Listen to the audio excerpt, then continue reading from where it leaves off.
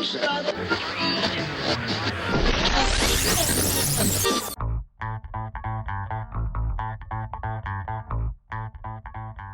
you for tuning in to the Street Writer Podcast. My name is Noah, aka Big Mex. You might remember me from the old 1UP or Capcom Unity sites. Anyhow, we're doing a series on the abridged history of the brawling genre. So when we last left off, we were talking about a very big year in video games. That was 1991, with a number of really great and lesser known arcade hits. So let's pick up where we left off and talk about what the other studios were doing at the end of 1991. As 91 was ending, Sega was getting back aboard the arcade brawling bandwagon. Their last great effort was Golden Axe. I'm just going to completely skip the DD crew because that was not that good. Anyhow, Golden Axe was met with favorable reviews. It was even starting to become a series. So Sega studied the trends, and they were looking for a way to break the monopoly that Konami and Capcom and even SNK seemed to be building. So Sega was putting the finishing touches on a new arcade hardware system. It was System 32, which they felt was powerful enough in terms of the graphics department that it would differentiate their next title from anything else out there. To show off their new processing power, the first thing they did was secure a high-profile license. So they went to Marvel Comics, and they managed to get the license for SpiderMan, arguably the biggest character. It was a surprise to me that Marvel would trust another Japanese developer following the debacle of Data East Captain America game. I'm telling you, I'm never gonna forget how terrible that game was. Neither will my brothers. I mean, if you were to see the Juggernaut in the Captain America game by Data East, he's a little roly-poly figure with sort of like a hole cut in the middle of his mask instead of the actual Juggernaut. It's pathetic. Look it up on YouTube, you'll see what I'm talking about. Anyway, what was even more surprising was that Sega had once gotten a cease and desist from Marvel because the original Shinobi game featured a wall-crawling ninja wearing red and blue tights at the end of level 1. And this character looked an awful lot like Spider-Man. Anyhow, the Sega game was a 4-player title featuring Spider-Man, the Black Cat, Namor the Submariner, and Hawkeye. Unlike the hack job that was Captain America and the Avengers, the developers at Sega seem to have done a lot of research on the Marvel Universe and then went above and beyond in trying to recreate the Western comic book format for arcades. The game was actually designed to reflect the pages of the Marvel comics. For example, characters would speak in word balloons, even during the fighting sequences. Level cinemas would play out in the panel-per-panel format. There was a certain gritty aesthetic to the visuals, as if it were a traditional 4-color comic book come to life. The characters appear to have been colored and even inked, using traditional methods instead of strictly digitally.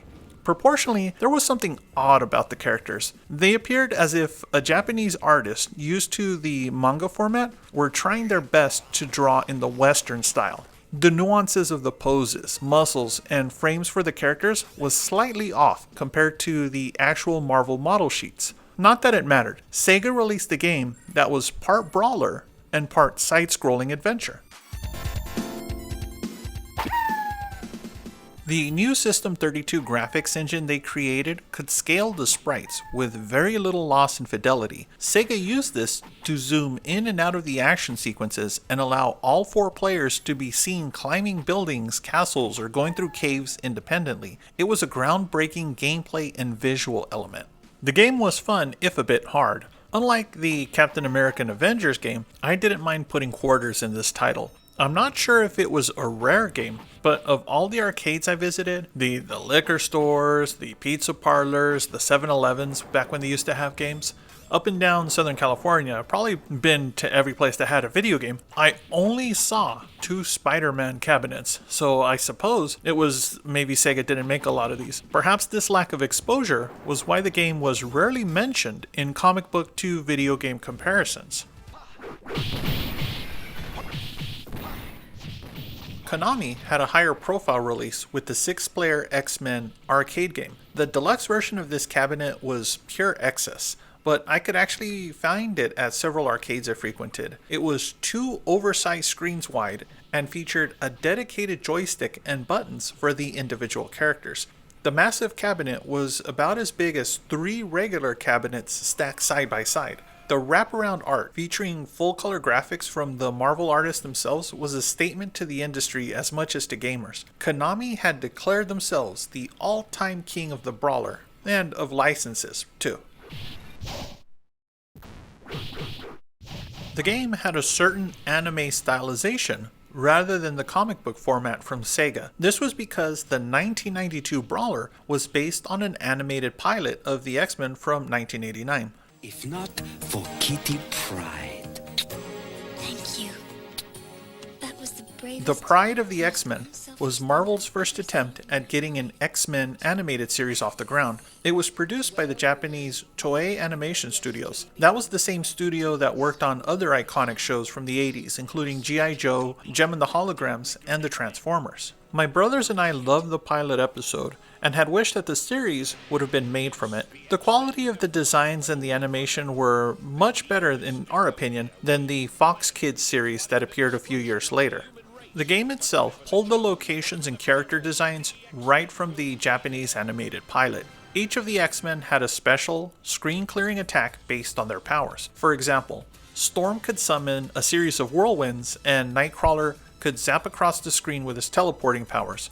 Other powers, like Colossus's energy field, were made up by the game designers. But this discrepancy was overlooked by most fans because the game was tremendous fun.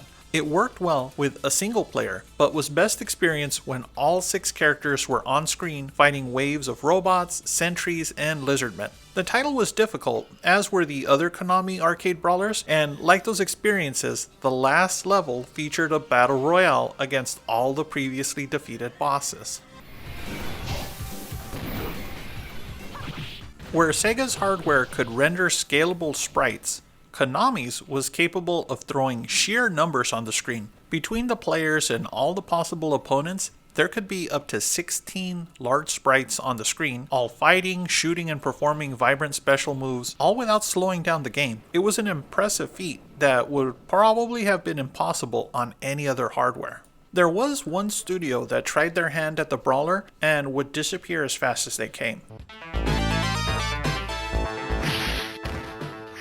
Tatsumi released Big Fight, Big Trouble in the Atlantic Ocean in 1992. The game was rarely, if ever, seen in the arcades. It borrowed a number of elements from the Capcom brawlers, not the least of which were its character designs, especially the gang members. The game was unique for a number of reasons. It took place entirely inside of a gigantic cruise ship / floating city. Players could actually select the path that they were going to take at the end of each stage. This was one of the few games that allowed players to explore different branches.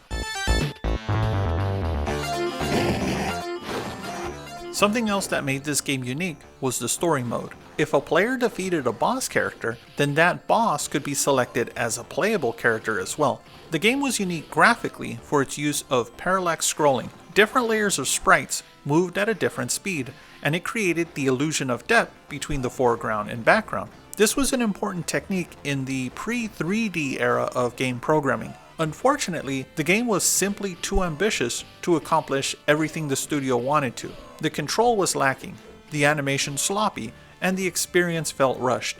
Tatsumi took their best shot, and they should be remembered for at least trying to push the genre forward.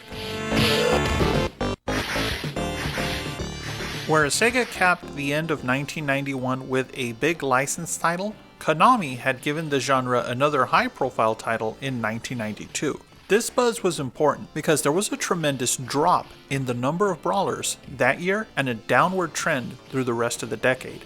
I've talked about 18 games so far released in 1991, but I've only highlighted about 8 for 1992. Those few numbers of brawlers had not been seen since 1989. The brawler was a fun diversion, but had fallen out of favor for most gamers.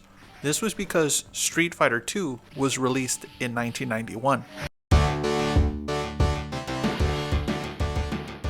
The modern fighting game had arrived. The market changed overnight. Studios were busy answering the demand from audiences and arcade operators. Yet the brawler would not die. Konami, Capcom, And now Sega would make sure of that. We're going to take a look at some of these great brawlers in the next episode. Again, thank you for tuning in to the Street Writer podcast. My name is Noah. As always, if you enjoyed this series and would like to sponsor me, please visit my Patreon page. You can find me, I'm just Street Writer, and consider donating every month. I do appreciate everyone's generosity. Have a great day, and I'm going to see you on the next episode.